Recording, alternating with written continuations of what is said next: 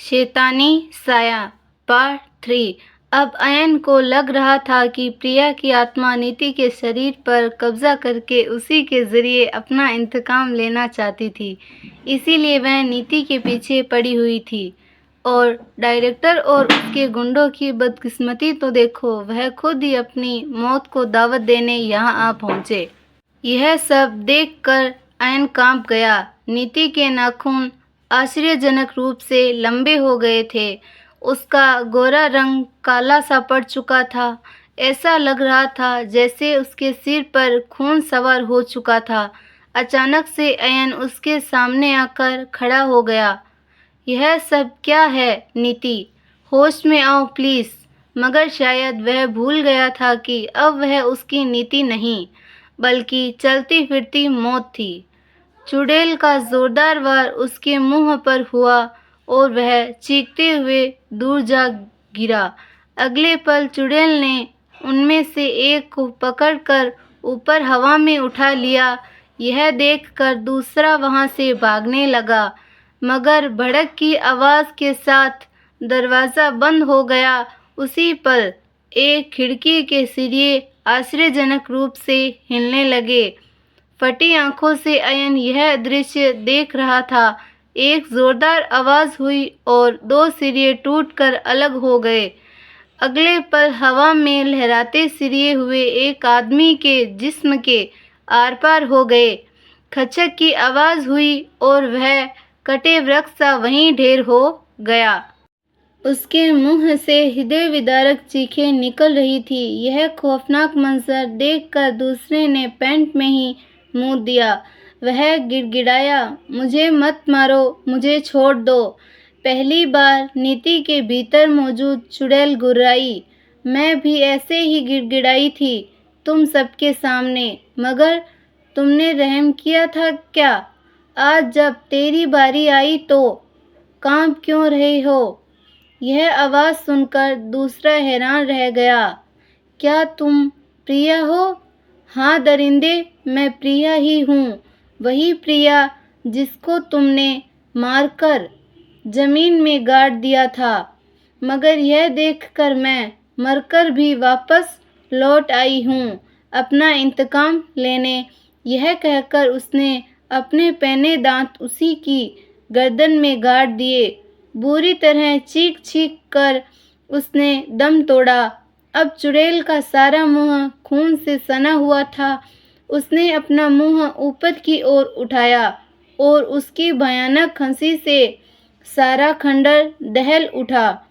अपने काम को अंजाम तक पहुंचाने के बाद चुड़ैल का जिस्म हवा में झोंके की तरह वहां से जा चुका था और पीछे रह गई उन दोनों की विवितस लाशें। अयन भी नीति के पीछे भागा। अभी वह थोड़ी ही दूर गया था कि उसके कानों में रणवीर की दर्दनाक चीखें पड़ी।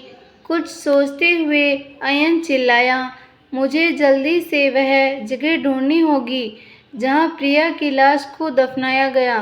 मुझे उस जगह के बारे में डायरेक्टर जॉन ही बताएगा, लेकिन तब जब वह जिंदा बचेगा। ये कहकर अयन उसकी ओर भागा जहां उसने डायरेक्टर जॉन को छोड़ा था, मगर उससे पहले ही मौत उस तक पहुंच चुकी थी। वह भी चुड़ैल के शिकंजे में फंस चुका था और उसकी हृदय विदारक चीखें वहां गूंज रही थी। वहां पहुंचने पर जो नज़ारा उसकी आंखों के सामने था, उसे देखकर अयन दहल उठा। डायरेक्टर का पेट उधड़ा हुआ था और उसकी आंतें तक बाहर निकली हुई थी। उसकी दर्दनाक चीखें वहां गूंज रही थी।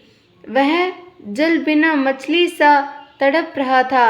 वह जगह जैसे खून का तालाब बनी हुई थी। उसे देखकर अयन चिल्लाया, मुझे बताओ कि प्रिया की कब्र कहाँ है? मरते हुए जवाब दिया उसने, बड़े गेट के पास हिच।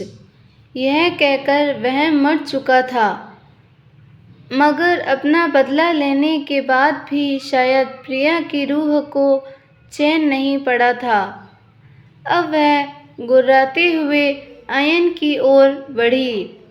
तुम्हारा इंतकाम पूरा हुआ प्रिया, इसीलिए अब तुम मेरी नीति के शरीर को छोड़कर चली जाओ। अयन चीख रहा था, मगर उसके एक ही वार से वह दूर जा गिरा।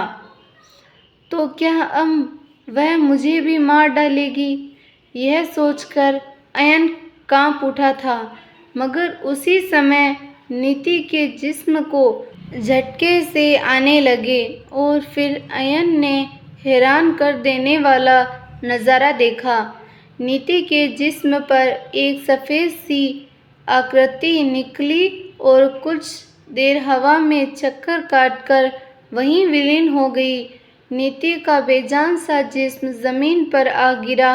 अयन ने जब तक उसे संभाला वह बेहोश हो गई थी। उसके बाद अयन ने डायरेक्टर जॉन के बताए हुए स्थान को ढूंढकर वहां पर खुदाई की और वहां से बरामद हुए प्रिया के अवशेषों का अंतिम संस्कार किया, ताकि उसकी आत्मा को मुक्ति मिल सके।